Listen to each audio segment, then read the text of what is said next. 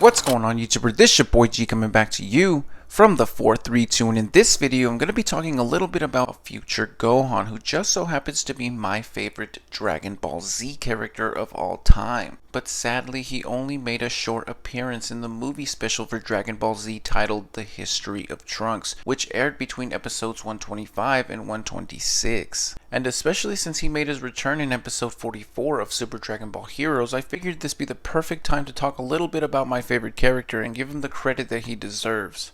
So really quick, if you haven't seen The History of Trunks, go ahead and stop or keep watching because there will be spoilers in this information.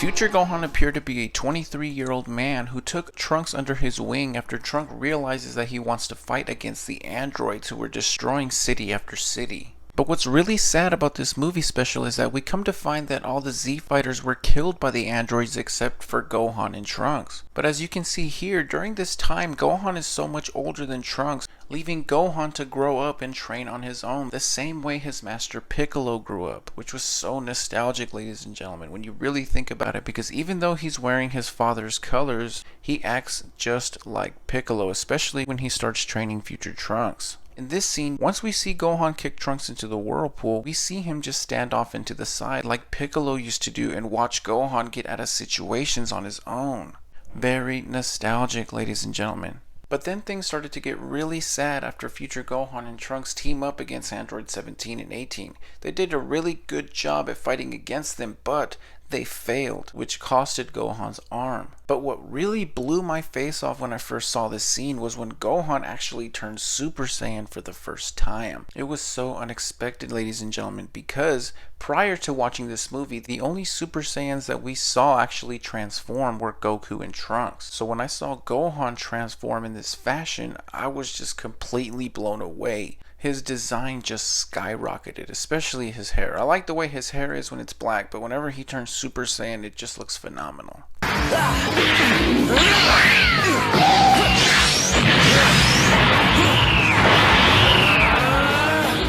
But even after Gohan loses his arm, he still continues to train Trunks, showcasing just how tough this guy is, ladies and gentlemen. Future Gohan is the version of Gohan that we all wanted to see him grow up into, which was a complete badass who didn't quit training like the present Gohan did.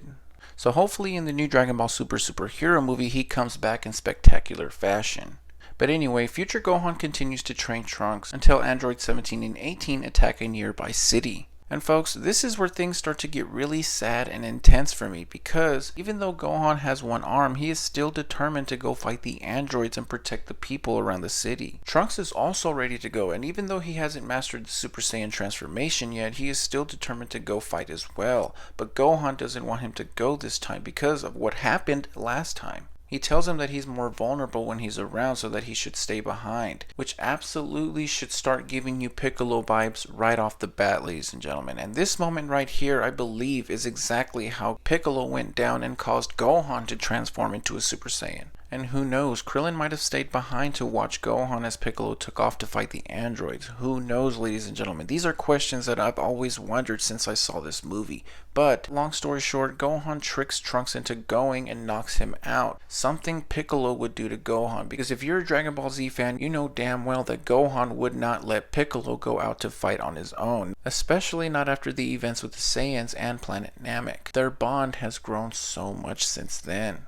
In which this case, the same thing happened between future Trunks and future Gohan. They grew a bond together. Teacher and student, big brother and little brother, they were literally the only two left. So as Gohan takes off, you can immediately tell that he won't be coming back from this fight.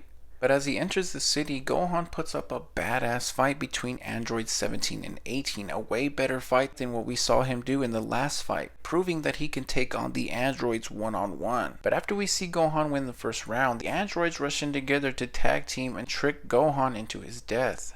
And folks, you're literally holding your breath through the entire sequence. But as Gohan meets his fate towards the end, you slowly exhale as you hear Gohan scream in agony by the blast that would ultimately lead to his death. And then here comes the sad part, because when future Trunks wakes up, he is so upset that Gohan left on his own. So he immediately goes off in search for Gohan, which absolutely floods the next scene with sadness, because we find future Gohan lying dead in the rain. And don't get me started with the music, because the music just increases the sadness by 1,000, ladies and gentlemen. I'm getting choked up just talking about it. But Trunks is just completely destroyed by what he's looking at right now. He has no words for seeing his master, his friend, his teacher lying on the floor. But ultimately, future Gohan's death did not go in vain, because it caused future Trunks to finally transform into a Super Saiyan after experiencing the pain of loss. Something that we saw Goku and Gohan go through that now Trunks went through, which was actually what made this movie so special, because even though future Gohan had very little screen time, he still lives through future Trunks. Because now when you really think about it,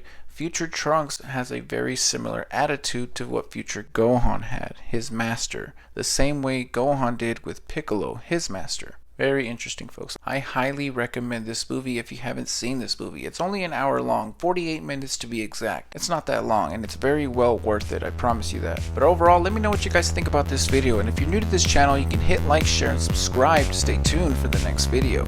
Until then, peace, love, and hair grease, my friends. This your boy G. I'm out.